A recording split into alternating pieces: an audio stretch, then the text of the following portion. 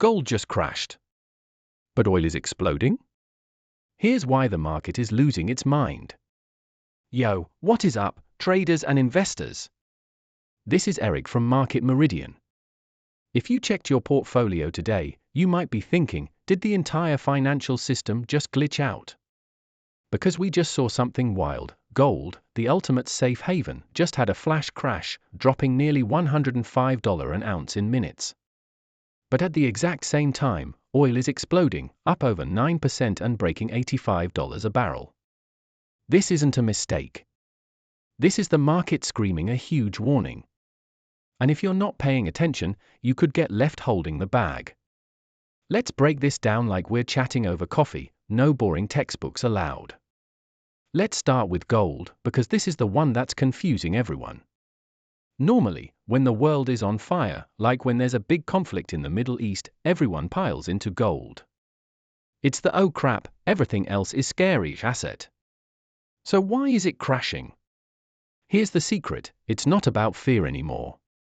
It's about inflation and interest rates. The conflict in the Middle East isn't just making people nervous. It's making oil super expensive. And expensive oil equals more expensive everything else.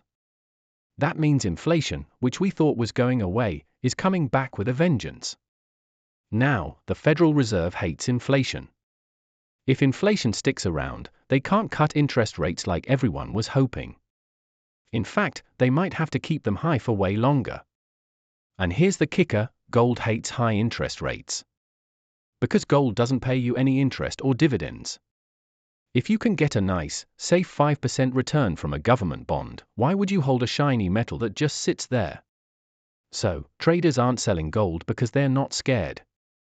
They're selling it because they're recalibrating their bets on the Federation. It's a complete 180 from what we've been used to. Oil, why it's blasting off. Alright, so gold is down. But oil? It's on a rocket ship, up over 9% today. Why? Because the Middle East is the heart of the global oil supply. Any hint of trouble there, and the market immediately thinks, oh no, the oil is going to get cut off. This is a classic supply shock. Traders aren't buying oil because the economy is great. They're buying it because they're scared there won't be enough of it. And when supply is tight, prices go up. This isn't just bad for your gas tank. It's bad for everything. More expensive oil means more expensive shipping, more expensive food, more expensive plastics. It's like a tax on the entire global economy. And that's why the smart money is pouring into oil stocks and energy ETFs right now. They're hedging against this inflationary storm. Okay, so we've got gold crashing and oil exploding. What does this mean for your money? Let's get practical. 1. Forget the old buy gold when it's scary rule. For now, that playbook is out the window. Gold is being driven by the Fed, not by fear. If you're holding gold, be careful. It could go lower before it goes higher. 2. Energy is the new hedge. If you're worried about inflation, energy is where it's at. Oil and gas companies are printing money right now, and their stocks are likely to follow. 3. The Fed is stuck. This is the big one.